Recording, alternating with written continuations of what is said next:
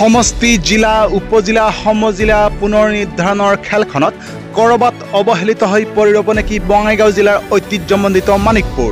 সামাজিক সাংস্কৃতিক ভাষিক ইত্যাদি বিভিন্ন দিশৰ পৰাই এক ঐতিহাসিক অঞ্চল হ'ল বঙাইগাঁও জিলাৰ মানিকপুৰ।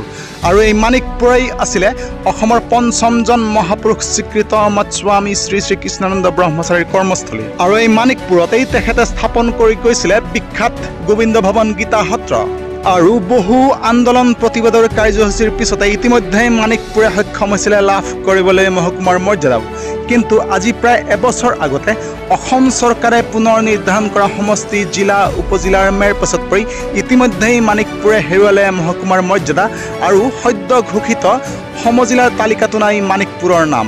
আৰু এই লৈ ক্ষোভত ফাটি পৰিছে সমগ্ৰ মানিকপুৰবাসী। মানিকপুৰক উপজিলা ঘোষণাৰ দাবীত মানিকপুৰবাসীয়ে আজি প্ৰায় এবছৰৰো অধিক কাল কৰি আহিছিলে সমূহীয়া মুণ্ডন, অনশন, ধৰ্মঘট, পদযাত্ৰা, মানৱ শৃংখল ইত্যাদি বিভিন্ন প্ৰতিবাদী কাৰ্যসূচী। কিন্তু তাৰ পিছতো এতিয়াও অন্তৰ্ভুক্ত নহ'ল মানিকপুৰৰ নাম সমজিলাৰ তালিকাত। আৰু এই লৈ ক্ষোভত ফাটি পৰিছে সমগ্ৰ মানিকপুৰবাসী। সমষ্টি জিলা উপজিলা সমজিলাৰ খেলত কৰবাত অৱহেলিত হৈ পৰি ৰৈছে নেকি বঙাইগাঁও জিলাৰ ঐতিহ্যমণ্ডিত মানিকপুৰ। ইতিমধ্যে মানিকপুৰে বহু প্ৰতিবাদ আন্দোলনৰ ফলস্বৰূপে মহকুমাৰ মৰ্যাদাও পাইছিলে। কিন্তু এতিয়া নতুনকৈ পুনৰ নিৰ্ধাৰণ কৰা সমষ্টি জিলা উপজিলাৰ খেলত কিন্তু মানিকপুৰৰ নাম ইতিমধ্যে মহকুমাৰ পৰা কৰ্তন কৰা হৈছে। আৰু শেহতীয়াকৈ ঘোষণা কৰা সমজিলাৰ তালিকাতো নাই ঐতিহ্যমণ্ডিত মানিকপুৰৰ নাম। আৰু এই লক্ষ্যত ফাটি পৰিছে মানিকপুৰবাসী। আৰু আজি মানিকপুৰৰ উপজিলা দাবী সমিতিৰ বিষয়ববীয়াই তেওঁলোকে বঙাইগাঁও জিলা আয়ুক্তৰ কাৰ্যালয়লৈ আহিছে। তেওঁলোকে আয়ুক্তক লগ কৰাৰ উদ্দেশ্যে তেওঁলোকে ইতিমধ্যে প্ৰৱেশ কৰিছে আয়ুক্তৰ কাৰ্যালয়ত। আৰু পিছৰ পৰ্যায়ত আমি দেখুৱাই থাকিম আচলতে তেওঁলোকে আয়ুক্তৰ লগত কি আলোচনা কৰে মানিকপুৰৰ উন্নয়ন বা সমজিলা ইত্যাদি বিভিন্ন বিষয়ক লৈ। গতিকে আমাৰ লগত চাই থাকক আজিৰ এই বিশেষ প্ৰতিবেদন বঙাইগাঁও জিলা আয়ুক্তৰ কাৰ্যালয়ৰ পৰা।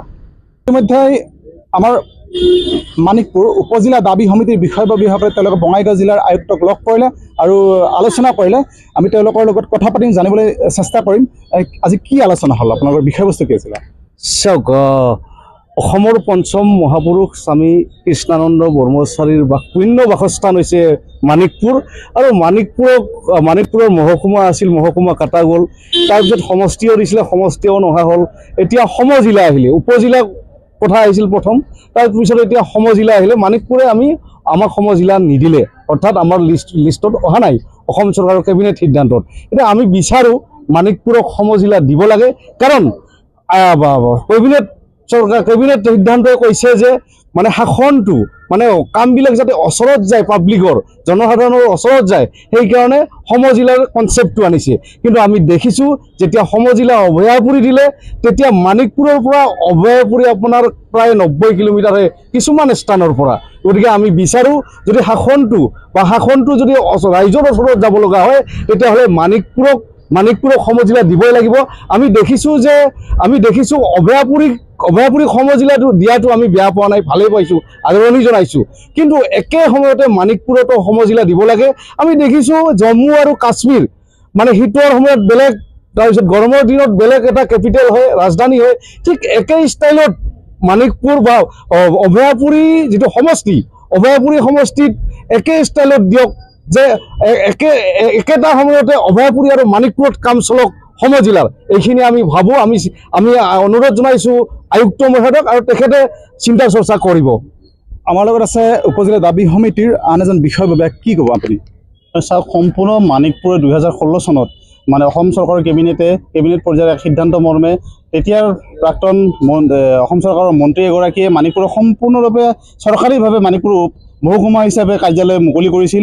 আৰু মানিকপুৰে সম্পূৰ্ণ যোগ্যতা ভিত্তিত মানিকপুৰ মহকুমা পাবলৈ সক্ষম হৈছিলোঁ। মানিকপুৰৰ যিটো যোগ্যতা আছে, মহকুমাৰ যিটো মৰ্যাদা, সেই মহকুমাৰ মৰ্যাদাটো অক্ষুণ্ণ ৰাখি মানিকপুৰক আচলতে এই সময়ত যিটো চৰকাৰৰ নতুন এটা সিদ্ধান্ত মৰ্মে সমজিলাৰ যিটো এটা ধাৰণা লোৱা হৈছে, সমজিলা হিচাপে মানিকপুৰক ঘোষণা কৰি মানিকপুৰত বিভিন্ন প্ৰশাসনিক কাম কাজ কৰাৰ ক্ষেত্ৰত গোটেই সা সুবিধা কৰিব পৰা, ৰাইজে যাতে নিজৰ দুৱাৰ মুখতে গোটেই প্ৰশাসনিক কাম কাজসমূহ সমাপন হয় তাৰ বাবে সুব্যৱস্থা কৰি মানিকপুৰক যাতে সমজিলা মৰ্যাদা দিয়ে আৰু মানিকপুৰ সমজিলা কাৰ্যালয় স্থাপন কৰে, তাকে দাবী কৰি আমি আয়ুক্ত মহোদয়লৈ আজি আমি এখন স্মাৰক পত্ৰ প্ৰদান কৰিছোঁ। আৰু তেখেতে আমাৰ যি বাৰ্তা অসম চৰকাৰলৈ প্ৰেৰণ কৰিম বুলি তেওঁ আশ্বাস দিছে আমাক। হয়, আমি আজি আয়ুক্ত মহোদয়ক লগ ধৰিলোঁ। তেখেতে আমাক আশ্বাস দিলে যাতে আমাৰ সমজিলাটো হয়, এইটোৱে আমি কামনা কৰোঁ। কাৰণ আমাৰ দূৰত্বটো আমি ইতিমধ্যে বহুতবাৰ জনাইছোঁ, বহুতবাৰ আপত্তি কৰিছোঁ যে আমাক আমাৰ সুবিধাখিনি আমাক লাগে। যিহেতু আমাৰ মানিকপুৰ উপযুক্ত, আমি সকলো ফালৰ পৰাই ক'ব গ'লে উপযুক্ত। আমাৰ তাতে সত্ৰ এখন আছে, গতিকে গোটেইখিনি আমি উপযুক্ত বুলি আমি ভাবোঁ। এতিয়া আমাক নিশ্চয় সমজিলাখন আমাক লাগে আৰু অফিচ কাছাৰীবিলাক নহ'লে আমি অভয়পুৰীলৈ ইমান দূৰত্ব আমি যাব নোৱাৰিম। গতিকে আমাক সেইখিনি সুবিধা লাগে। সেইকাৰণে আমি আজি ইয়াত উপস্থিত হৈ আয়ুক্ত মহোদয়ক লগ ধৰি আমাৰ অসুবিধাখিনি জনালোঁ। তেখেতে আমাক আশ্বাস দিছে, এইটোৱে সেইকাৰণে আমি আহিছোঁ। আমাৰ লগত আছে আন কেইবাগৰাকীও বিষয়ববীয়া, আপুনি কি ক'ব এই সন্দৰ্ভত? চৰকাৰৰ যিটো পলিচি, এই পলিচি মতে আমাৰ মানিকপুৰত এই সমজিলা হেৰিটো হ'ব লাগে। কাৰণ মানিকপুৰৰ পৰা অভয়পুৰী মোটামুটি 50-60 কিলোমিটাৰ, ইমান দূৰ গৈ আমাৰ মানিকপুৰ অঞ্চলৰ ৰাইজে তাত যিকোনো অফিচিয়েল কাম কাজ কৰাটো খুবেই অসুবিধা। আৰু যিহেতু চৰকাৰৰ উদ্দেশ্য ৰাইজৰ ওচৰত প্ৰশাসনক ওচৰ চপাই নিয়া, এই প্ৰশাসনক ওচৰ চপাই নিয়া কাৰ্যসূচীটো আমি দাবী কৰিছোঁ আৰু আমি মানিকপুৰত ইয়াৰ এটা কাৰ্যালয় হোৱাটো আমি বিচাৰিছোঁ।